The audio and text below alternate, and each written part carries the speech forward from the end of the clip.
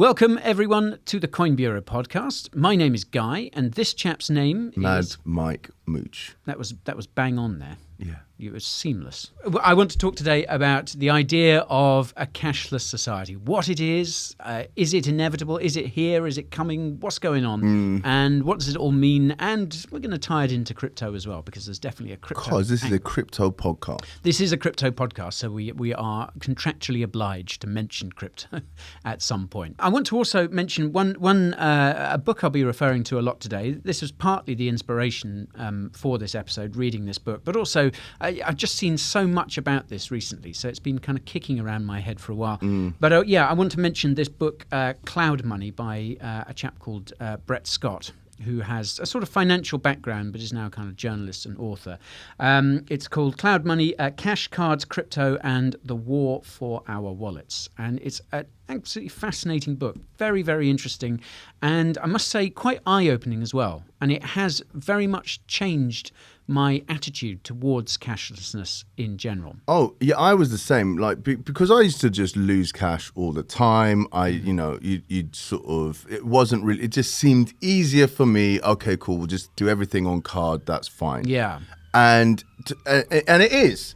But we were talking just before we hit record about what's happening in China. Yeah. And how, the CCP has got kind of authoritarian sort of attitude to things, and if they don't like what you're doing or what you're saying or who you're hanging around with or where you're spending your money, they can literally just turn it all off. Yeah. And they can turn your health card from green to red. Yeah. They can stop you traveling on trains. They can stop you buying things because they basically are in a cashless society. Yeah.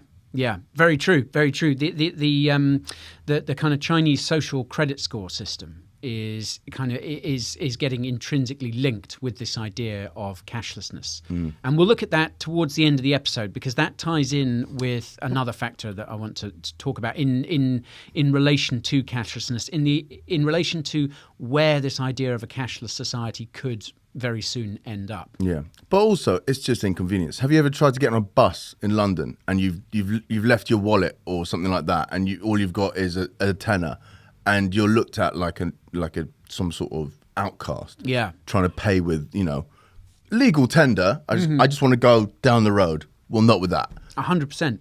And it's actually buses and sort of public transport were one of the things that really came to mind for me, because as I said, like, my attitude towards cashlessness has changed very much as a result of reading this book. But I must admit that prior to this, I was kind of really sort of pro going cashless, and purely from a convenience point of view, because I remember when we were kids, when we were younger, you get on the bus and it would be, you'd have to give them money. You'd have to give them cash.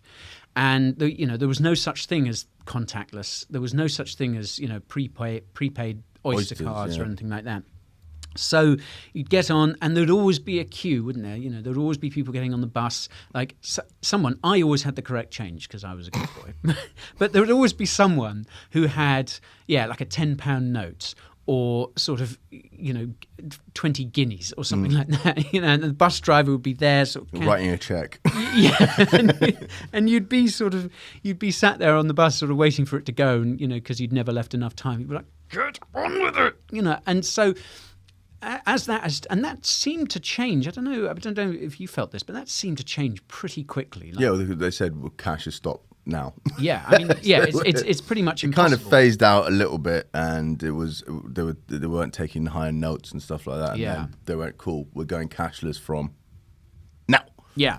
Well, it seemed like, and there was a pretty quick transition, wasn't there? Because, as I say, these Oyster cards came out. So I should say, like, obviously, or a Metro card, I suppose, is what they have in certain, New York or whatever. This is going to be, this discussion is going to be very much kind of informed by our experience here in the UK. Although, from the research I've done, there's some really interesting stuff on this coming out of other countries. But obviously, you and I, we're British. We grew up here. So, our experience has been very much shaped by the UK, outlook on this. And it has to be said, like here in the UK, we are one of the most, the societies that have embraced cashlessness the most. We're not quite up there with some of the Nordic countries, but we are kind of real, trailblazers in a sense of the whole idea of cashlessness.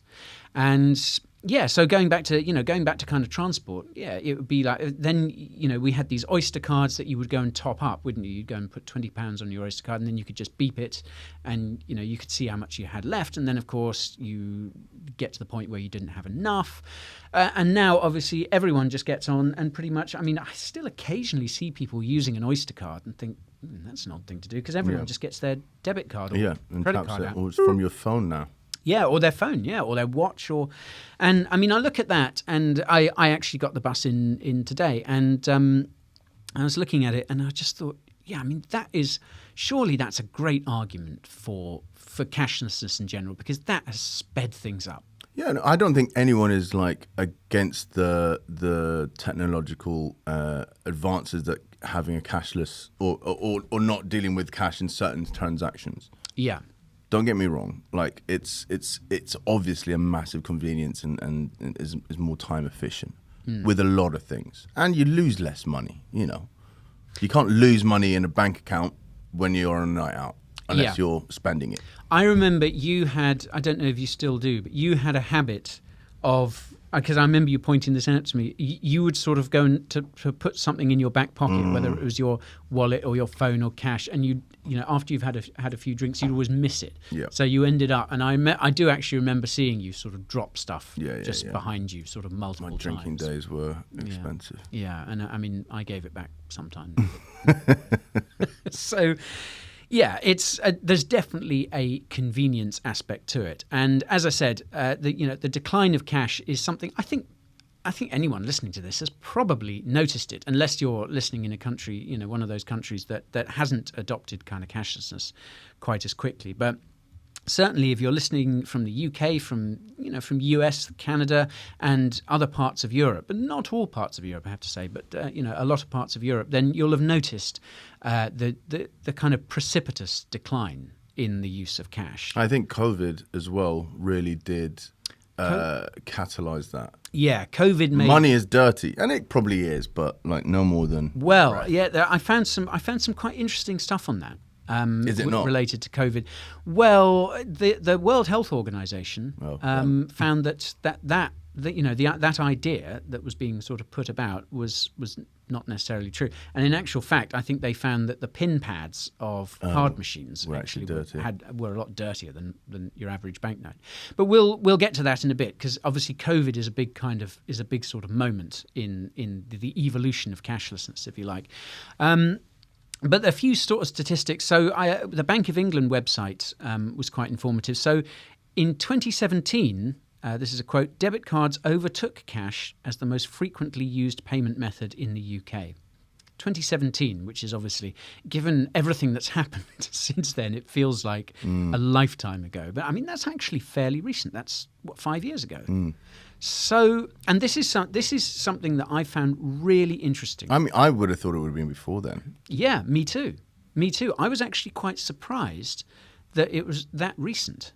And this is something that I found in the research. Like when I started researching this, I was pretty sure that everything I found would point to, cash, would kind of confirm my idea that cash has been dying out sort of precipitously for years and is on the brink of going extinct. And it's a bit more nuanced than that. There are certain aspects, certain sectors of the economy, certain professions, I guess, and certain groups of people as well that very much feel the effects of encroaching cashlessness. Homeless people.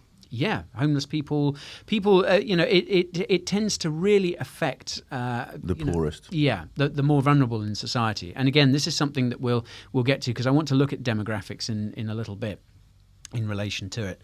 But yeah, I mean, a lot of the stats that I found researching this kind of bear out my preconceptions before I started. So, cash use here in the UK has really plummeted, obviously. ATMs are disappearing. So in 2015, there were 70,588 ATMs in the UK. In 2020, there were 54,574, which is an approximately kind of 23% decline. That's pretty big. And I think this is something that you really notice. You notice that cash machines are disappearing, are becoming harder and harder to find. Bank branches as well are closing down. That between 2012 and 2020, there was a 28% decline in the number of bank branches here in the UK, and this is something that Brett Scott, a statistic that Brett Scott cites in his book. And as I said, the UK is kind of adopting cashlessness, is going cashless very, very fast. Now, I thought, as part of, obviously when I was researching this, I spent a lot of time on Google, spent a lot of time on the internet. But what I thought I'd do was actually put out a Twitter poll on coinbureau's Twitter to just ask my followers what their experience with cashlessness was, and it was really, really interesting. I kind of assumed, this is perhaps a skewed statistic, perhaps because this is very much a crypto-friendly audience. So you would imagine that they are, not quite so inclined towards cash. Well, I don't know actually, because I suppose it's kind of like the decentralized attraction of crypto is kind of similar to the people who are, who cash is king. Yeah. Yeah. Well, and I think, the statistics actually bear you out, because, hang on, let me find it here. So, I put it out. It was a day-long poll, and I said, the question I asked was, when was the last time you used physical cash? And just shy of 11,500 people replied. I gave three options. Did you use cash in the last week, in the last month, or you can't even remember the last time?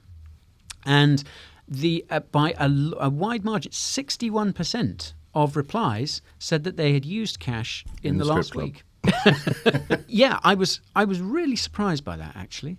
Can't even remember came in second, 23.3%, and then in the last month 15.8%. So it showed to me that a lot more people out there were using cash a lot more regularly than I thought. Yes. I got some really, really interesting replies. I want to this one in particular. This was kind of more what I was expecting. So this was from a user.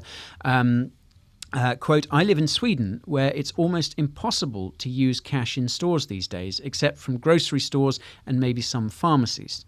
It's not even used person to person because we have something called Swish, which is used by 77% of the Swedish population. And this was, as I say, this was much more along the lines of the kind of response I was expecting, because I've looked at Sweden quite a lot, and Sweden cash use is so minimal. Yeah, like Sweden, very minimal. Minimal, yes. And it's interesting. It's very much the same in the other sort of top countries for cashlessness, are Norway and Finland. I think the Netherlands is up there as well, and the UK. We are between us some of the most cashless countries around, and I guess for Scandinavia, they're very. I was trying to think why that is, and I mean there's a lot of sort of possible theories, but I think part of it, stems from the fact that they're very politically stable, and Scandinavians tend to have a lot of trust in their governments. So they don't have the same qualms that a lot of people have about using a card, about going digital, about going cashless, because they tend to have, I think, a sort of more trusting view of authority there. So I was expecting a lot more sort of replies like that.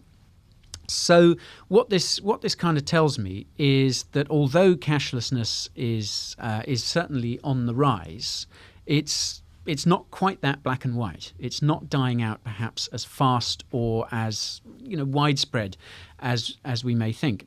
And I also discussed it over the weekend as I was putting notes together. I went out on Saturday and saw some friends, and I texted a few family members as well.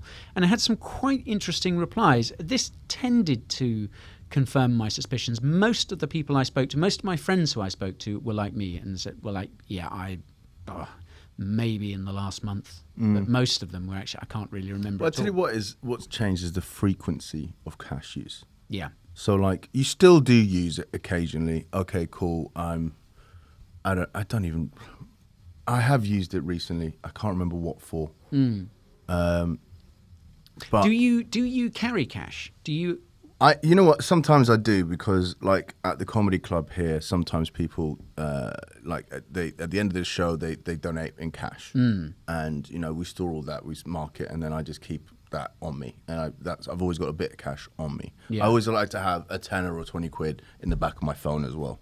Okay, just for just always there, but like you know, it's you know, I don't have one at the moment. I know. Because I got pissed and then spent it, lost it. Lost it. But yeah, no. So it's something, you know. You go to the shop, and certain shops will be like, okay, cool, £3 minimum spend or £5 minimum spend, or there's a charge that got taken out. So okay, cool. I can pay for, you know, a can of Coke or a bottle of water. It's so easy on a card now, whereas before it'd be like, okay, cool, that's going to be an extra £1 charge or whatever. I'll just have a bit of cash on me. Yeah.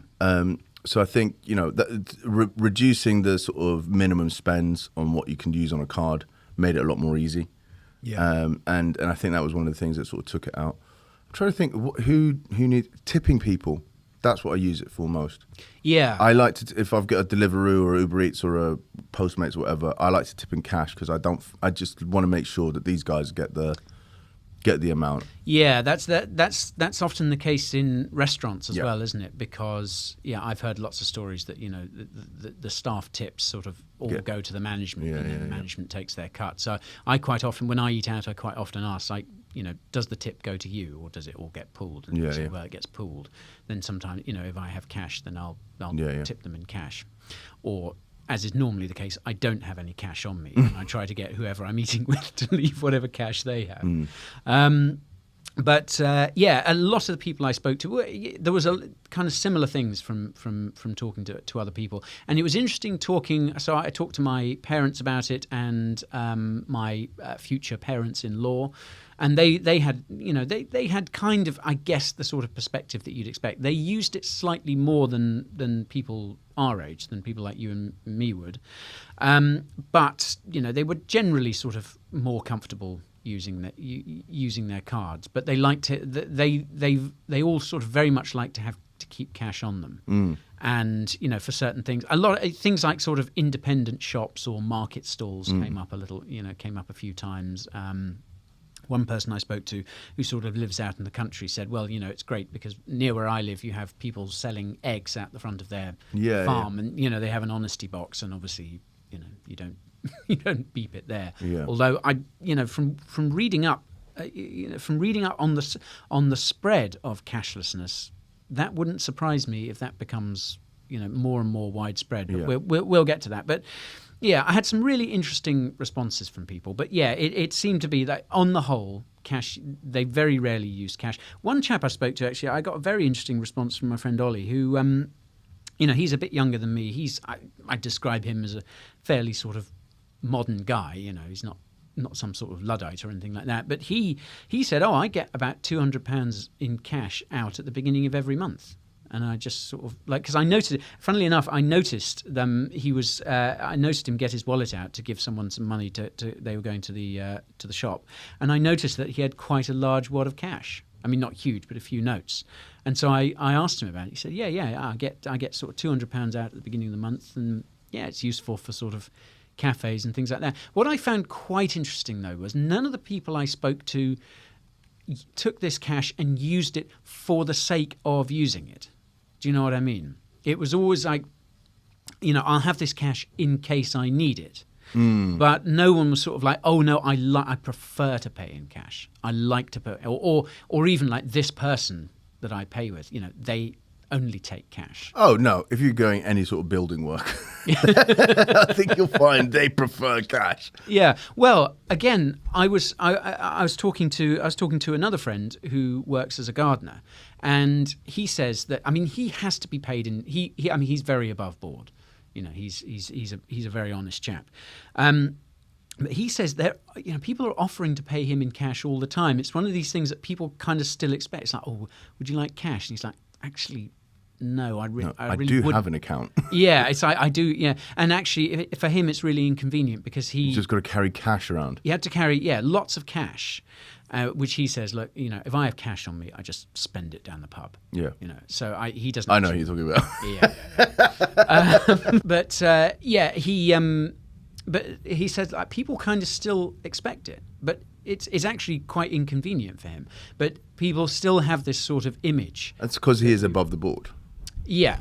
I think that's the thing. If he wasn't, and if he was looking to, he's kind of a one-man band, so he doesn't have people working for him who want to be paid in cash or anything like that. So I think there are still people, and a lot of people, on a sort of demographic level, there are certain groups of people who actually apparently prefer to have cash. Just prefer to do things in cash. We'll talk about that a little later on. So that was the kind of feedback I got from talking to a few people I know, that it's not very widespread, but people do still in general like to keep a bit on them, certainly here in the UK. But obviously, internet coverage is increasing, and the tech that is available to us is increasing, because it's no longer, is it? It's no longer a case of just beeping your card, using your debit card or credit card or anything like that. There are so many other ways that you can do it. You can have your debit card linked up to your phone or watch, but then there are also all these payment apps and things like that, aren't there? I think in the US they have Venmo, Cash App, PayPal. Yeah, and then in Sweden they have this very popular thing called Swish. Swish. Yeah, there's also Klarna, which is one of the sort of new up and coming ones. So Klarna is here, but I didn't know it's a kind of a buy now pay later thing. Exactly. Yeah. It seems to be a kind of new innovation. That's kind of getting towards the sort of credit end of the spectrum, isn't it? But yeah, my point being that it's not just a case of using a credit or debit card anymore. There are other things which are very much obviously linked to sort of interconnectivity and the rise of fast internet and internet coverage and all that. So let's quickly talk about COVID, because obviously that was a big game changer in the kind of story, in the advance of cashlessness, because cash use really fell off a cliff. For obvious reasons, because we were all stuck in our homes. It was much easier for, and in some cases, I guess impossible for a lot of people to go out and spend cash, especially if you're shopping online. So it really did decline. But this is something, referring to Cloud Money, this book again, it should be noted, though, that ATM withdrawals actually went up. So although cash use declined markedly during the pandemic, during lockdowns, more and more people were withdrawing cash to basically keep it under the mattress, so to speak.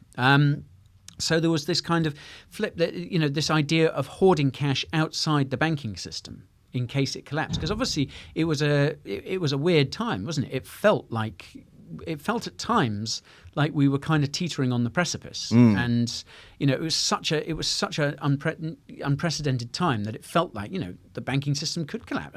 Anything could happen. It was weird. So although fewer people were using cash, more people were getting it out to just hold it, to have it on hand. And obviously, a banking system collapse is not a fanciful idea. We came pretty close in 2008. So that was really interesting. And I want to quote this book directly here. So this is Brett Scott in Cloud Money. Quote, "Overall, cash usage has grown, but cash usage for transactions has, in relative terms, declined in almost all countries, sometimes drastically. People still want cash, but often as a way of keeping their money outside the banking sector. That was really interesting to me. I had no idea that was the case when I started putting this episode together. So yeah, the idea of we're all very much aware that we're using cash less, but that doesn't mean cash is dying quite as quickly as we thought. It's become sort of something that we want to hold on to more. We just want, more and more people want to have it. Now, obviously, the pandemic meant that more people shopped online, so you had more people kind of embracing this idea of going cashless, out of necessity in a lot of cases. And then you also you touched on this earlier, this idea that cash use was kind of made out to be unhygienic and a way of spreading COVID. And this was something that this was a problem that going cashless could help alleviate. And though I mentioned this, actually, and this is something, again, Brett Scott cites, the World Health Organization found evidence to the contrary of this. And that, as I said, actually, COVID was much more, there was a good chance of COVID being spread from the pin pads and things like that. Yeah, but what about tap? Well, yeah, tap and go, going. But also the World Health Organization flip-flopped on a number of different things several different times. Right? That's true. So, I mean, they don't recognize Taiwan, apparently. There is an unmistakable trend here in the UK and elsewhere of shops and other businesses going cashless. It certainly seems to be picking up. And there are loads of places now that don't accept cash and make a virtue of that and display that quite happily. And that is that legal? Well, I was thinking about this. Because I this is kind of the stuff that you like when you get a Scottish note. I'm glad you brought that up. And this is something obviously unique to the UK. Yeah. So I should put a bit of context in for that. So yeah, here in the UK we have obviously we have all our own banknotes, but Scottish banks. The Scottish, Northern Irish. Does Welsh have different ones as well? I don't know. No, I don't think. No, Northern Irish definitely do. I'm pretty sure. Yeah, I don't think I've ever seen a Northern Irish banknote. Isn't that weird? But I spent quite a lot of time in Scotland when I was a kid. And I mean, I go there, every now and again. And so, yeah, banks in Scotland are actually allowed to issue their own banknotes. And so... And they look completely... they look similar, but they're different people on it. Yeah.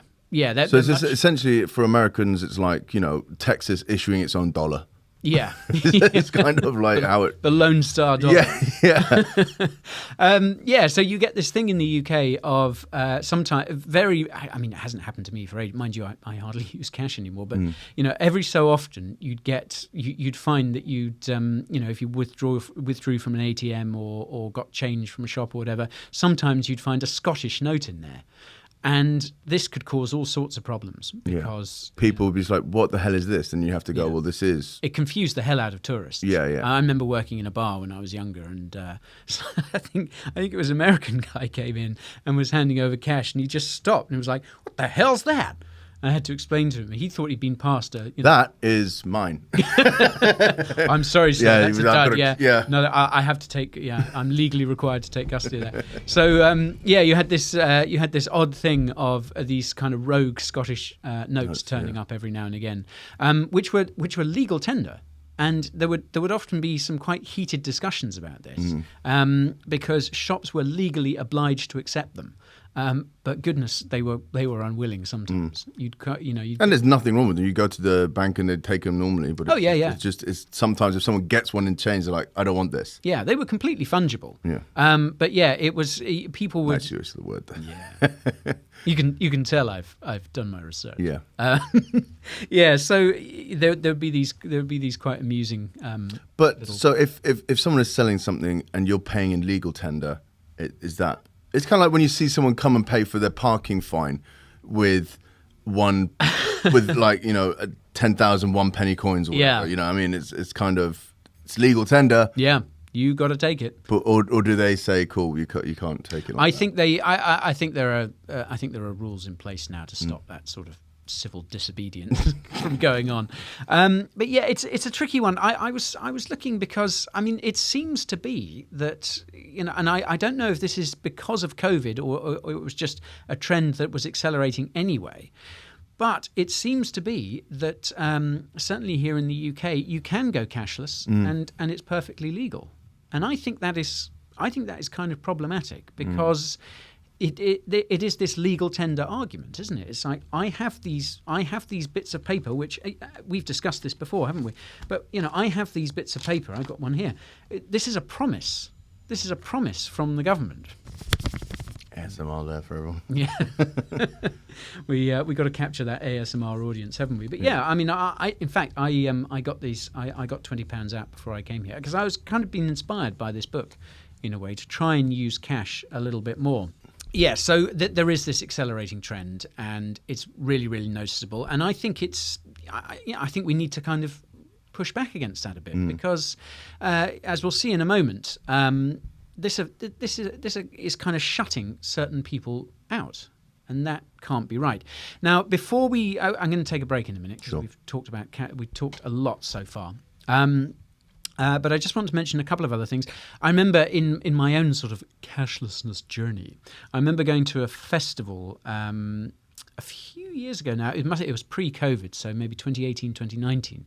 And this festival was cashless. Did they put all the money on a wristband? Yeah. Yeah. Yes. It's a little way to skim money off the top. Absolutely. It was really interesting because, I was actually helping out a friend who had a stall there. They were selling merchandise.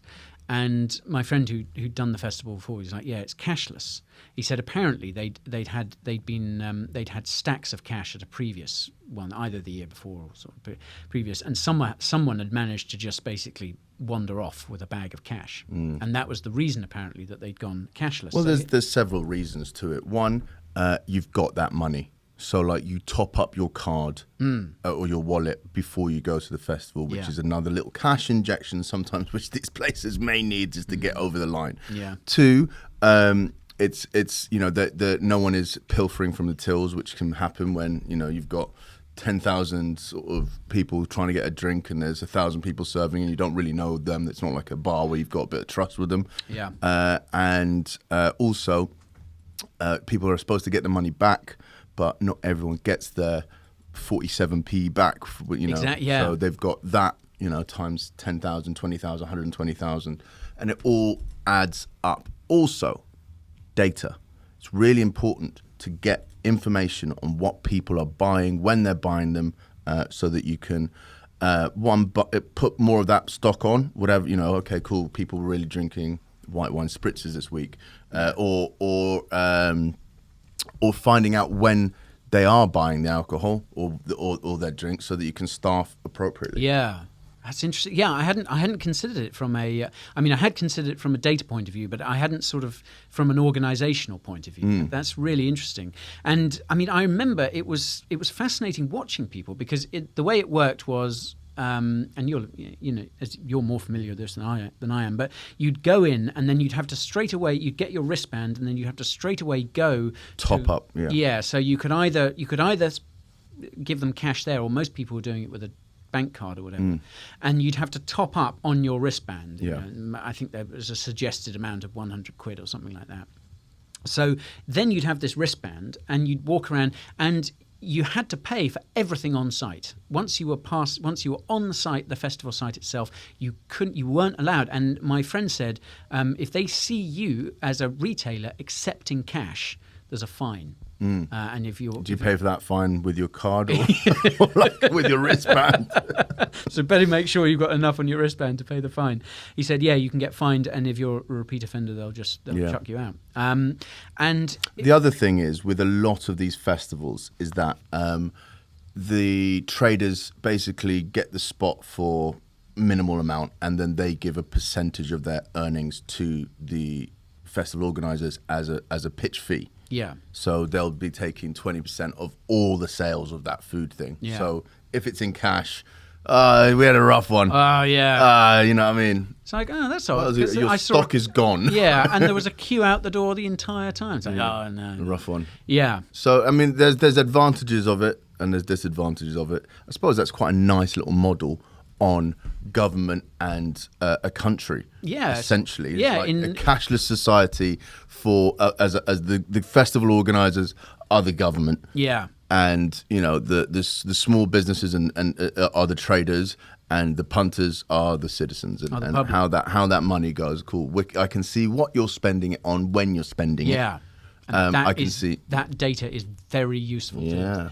And it was, it's like a society in microcosm. You're absolutely right. And it was so interesting because, like, some people just could not get their heads around it.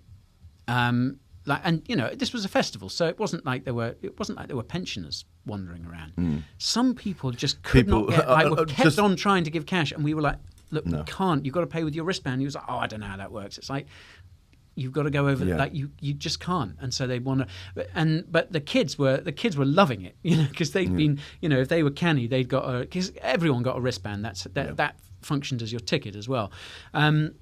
So the kids were like, they'd got 20 quid on it, and they were obviously just beeping because they had no concept. There was no handing over cash. There was no.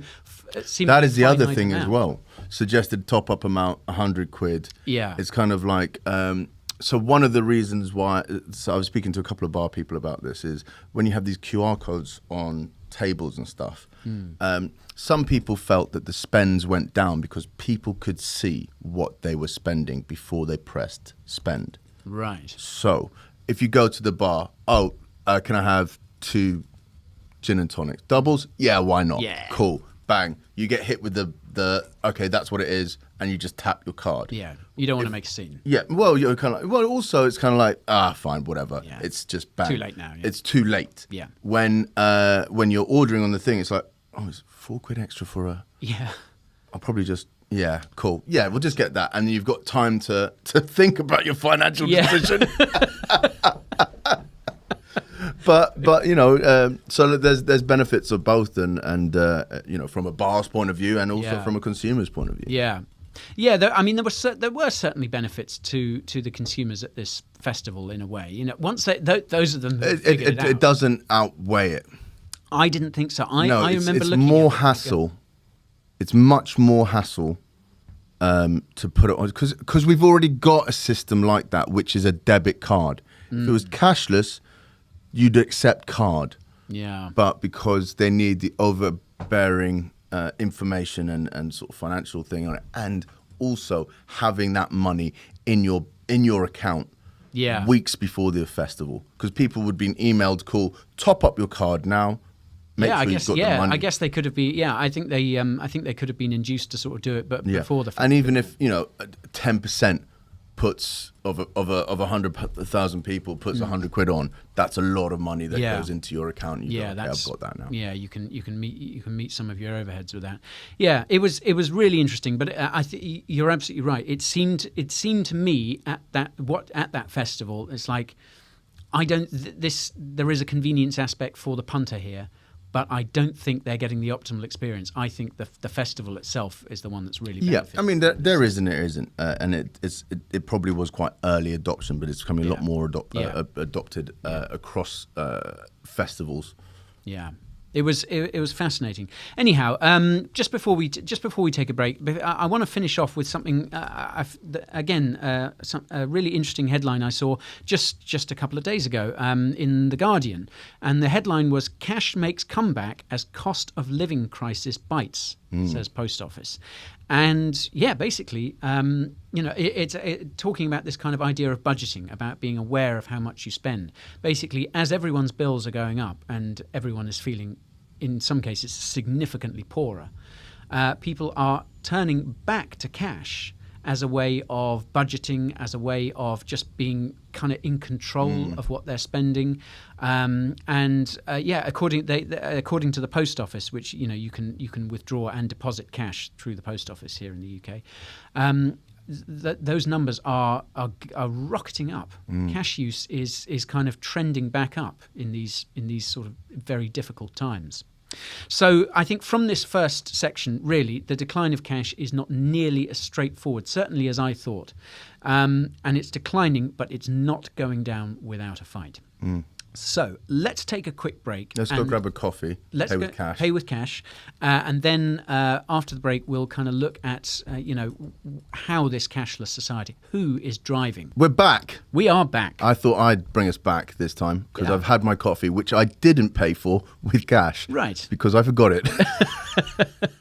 I want to talk about this, as I mentioned earlier, this trend towards cashlessness and how we ended up here, because I think there's often a sense that the cashless society, cashlessness is something that we, the people, the consumer, have asked for. And the reality is a lot more nuanced, I think. Because, and again, I want to refer back to this book by Brett Scott here. As he points out in the book, it's more a case of the fact that banks, fintech companies, payment networks, and governments have actually all driven this process, and it's been very much painted as something that we want, that we have requested, but it's actually far from that, because these entities, if you like, the sort of traditional financial system, have a lot to gain from promoting cashlessness, and it's very much in their interest to do it because they don't like cash. Cash is kind of runs contrary to what they, to their profit motive, to what they are trying to achieve. So if we think of it from the point of view of, let's say, banks, payment networks, by that I obviously mean the likes of Visa and MasterCard. And you can think back to those episodes that we did sort of right at the beginning when we started doing this podcast. What is money? Yeah, what is money and how it moves around, and we took a look on kind of under the hood, as it were, as this huge network, all these steps that we go through when I tap my bank card in a shop, what that happens, all the kind of people involved, and how interconnected it all is and how centralized, all this sort of stuff. But if we consider, if we look at cashlessness from the point of view of banks, payment networks, etc. It's easy to see what they would gain from kind of trying to phase cash out, because first of all you've got lower overheads, you've got fewer ATMs to need to maintain. Hence why so many of them have disappeared. Remember it was like sort of 23% almost here in the UK. Ditto with physical branches. A physical branch, you have to pay rent on that. You have to upkeep it. You have to pay the staff inside it. Heating, light. You have to heat, especially now. I mean, that's really interesting. As these overheads get higher, are we going to see more and more physical bank branches, building society branches close? It's much cheaper to move these things online. It's much cheaper to pay a bunch of software developers to develop an app, or to open a call center and things like that, to take these things, to remove these things from the... Interesting what you're talking about, because we touched on this when we talked about the metaverse. Yeah. So like things coming out of the real world, not on the high street, in a warehouse, on an app, but then also, and that's logical and seems very sort of straightforward with physical goods. Yeah. I want this water bottle. I'm going to order it from here and send it here. I don't need to go into the shop and be told about what water bottle holds that water. Yeah. Or more commonly, in my experience, I don't want to go into a shop to buy a water bottle. Oh no, sorry, we've sold out. Yes. Which happens all the time. Yeah. Yeah. And I don't want to have to leave the house unless to get a water bottle, to drive down to Argos, to park, pay for the parking, to buy a £5 water bottle. Yeah. And so the convenience and things there. But then it's also with the entertainment side of it. So cool, there is a social aspect of it. Going out to live entertainment, seeing your favorite band, watching your favorite comedian, going out and eating at a restaurant. Like all of that is now being packaged up and put into a VR goggle or on your phone. Yeah. And it's the way of keeping the economy growing. Yeah. But we talk, there are disadvantages to it. Yeah, there are loads of potential benefits, but the disadvantages, the drawbacks, when you kind of dig down into it, as he does so well in this book, the drawbacks are huge, because, well, we'll look at those in a bit. But obviously, and going back to this festival example that we were talking about, is the cashlessness, more electronic payments, more digitized payments means better data. What we're spending, where we're spending, and data is the 21st century's most valuable commodity, isn't it? And yeah, you don't need to extrapolate it very far to see how useful that data can be. And yeah, more digital payments means more money going to provide, those providing payment infrastructure. So the likes of Visa and MasterCard. Remember, they take, they get a percentage of all those payments, and the cost for that is passed on to all of us, whether we use card or not.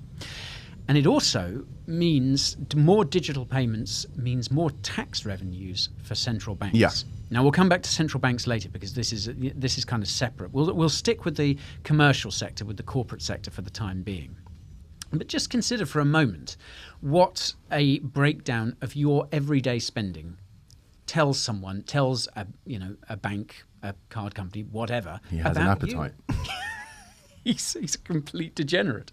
Yeah, I mean, it tells that if you saw my spending for today, and as you get more and more of that data, you get a bigger and bigger picture, don't you?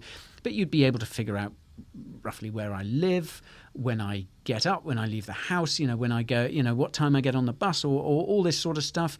With you, they'll be able to dig into your Pret addiction. Yes. The fact that you eat 2 egg rolls without blinking, all this sort of stuff, Yeah, sustenance it's called. Yeah. Yeah. No, but it's why Oyster Card was kind of, or one of the reasons why Oyster Card, because they wanted to have the information on where people were going. Because normally when you buy a travel card, I don't know if it had the information. Okay, Yeah. This person has got in here and got off here, because it's just a little bit of information on a magnetic strip. But now it's with the Oyster Card. It's kind of they wanted to go, cool, these are the routes that are busy. Yeah. This is the times that it's busy. We need to increase the capacity on this line, and this is where people are traveling from here to here, and they're figuring it out. And okay, we need to man this station with more people because there's just more frequency of travellers. And in the context of a public service, like a transport network, that is, I think, arguably a good thing. Because What, are you saying that the government is not a public service? I don't think the government always acts on as a public paper. interest. It makes sense.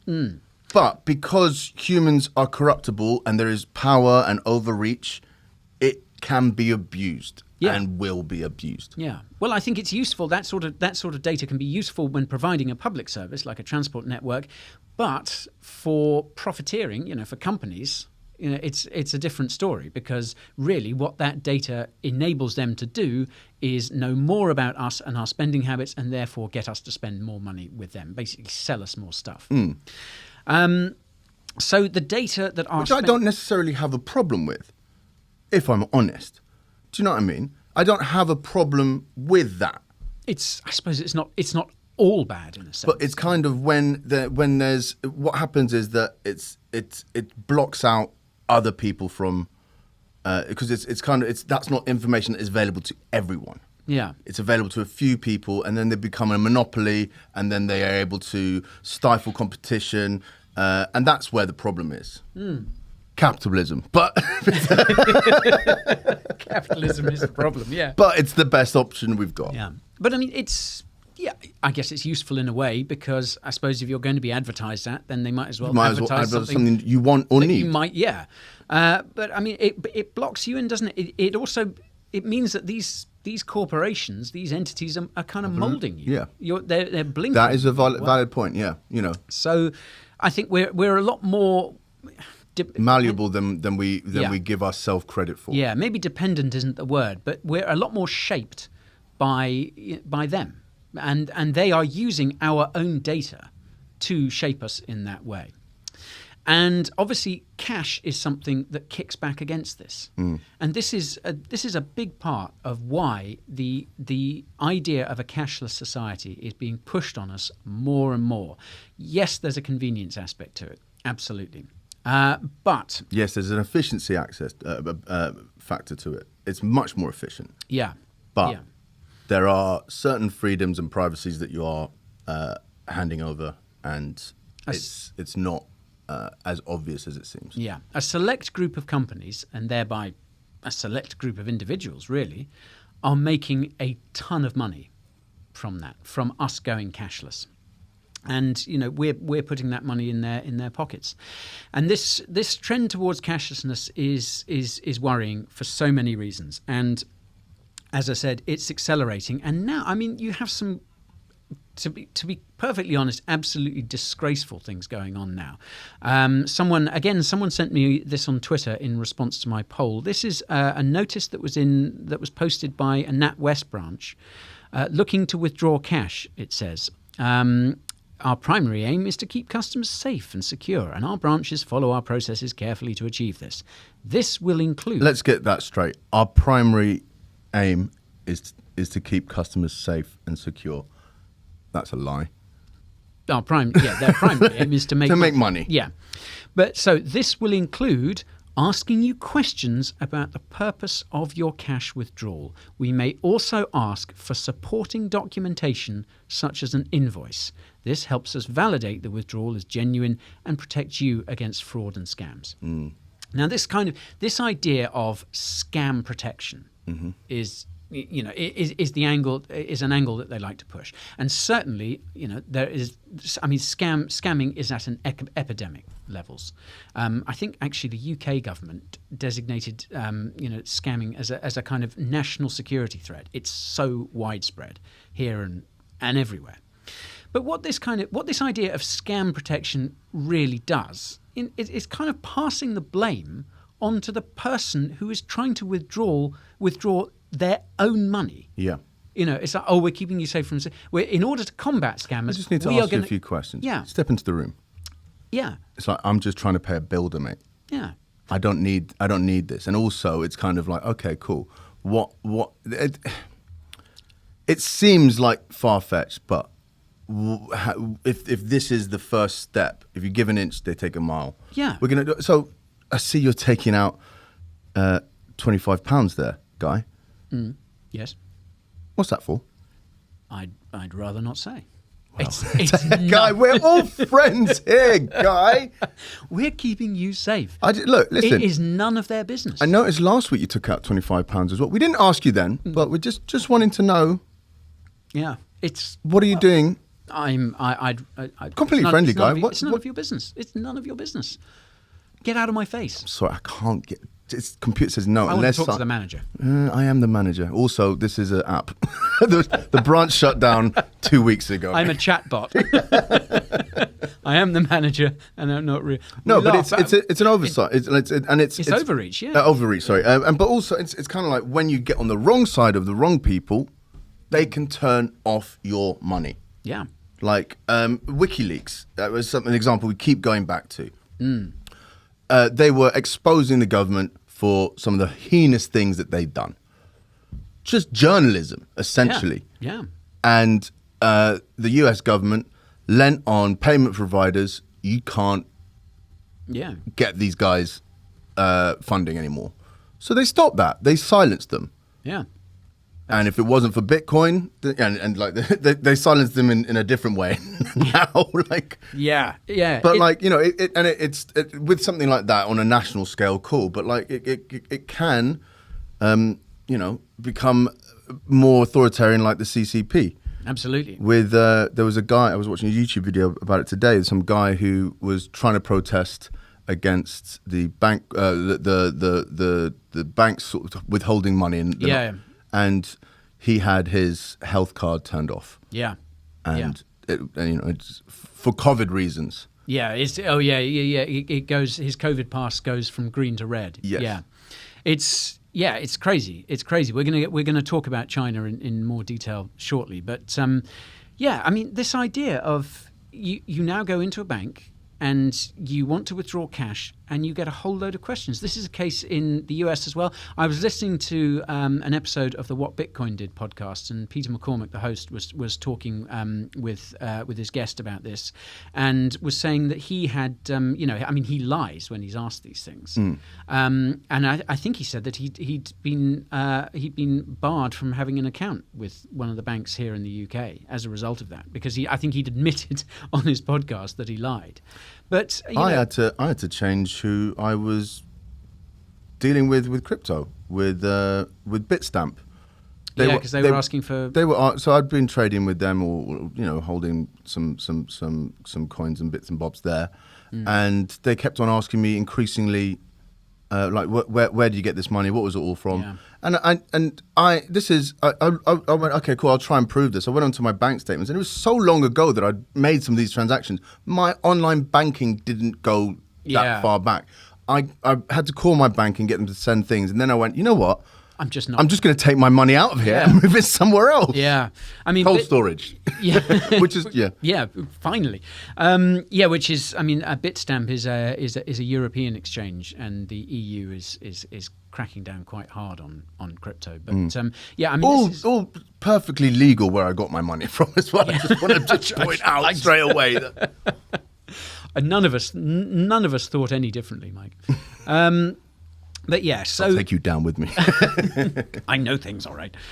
So yeah, this trend towards cashlessness is being accelerated aggressively by governments, but by the banking, the fintech industry, if you like. And this idea of fintech, financial technology, this industry has grown exponentially over the last few years, and is very much built around the idea of a cashless society, because banks don't like cash. But if you're a fintech, platform that exists only on an app, then you're going to hate cash. Cash is you can't work with cash. When we were doing like the club nights, student nights, I used to run events up and down the country, and one of the ways you'd lose money by banking because there would be a charge for counting your money.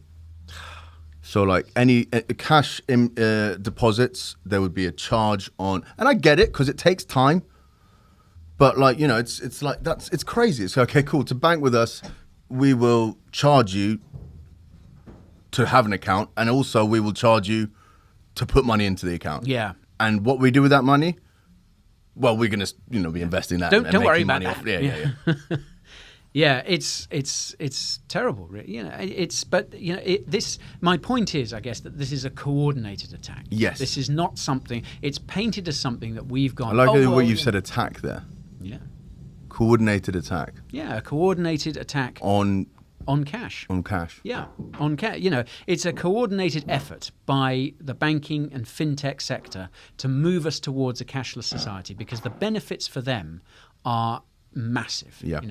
Bottom line, they stand to make a heck of a lot of money from it. Right. Listen, we have been going on a lot about cashlessness, and there's still so much more that we need to touch on. You're right. We need to talk about. I think we're going to need to put a pin in this and revisit this all next week. Good idea. See you next week, folks. Spend some cash.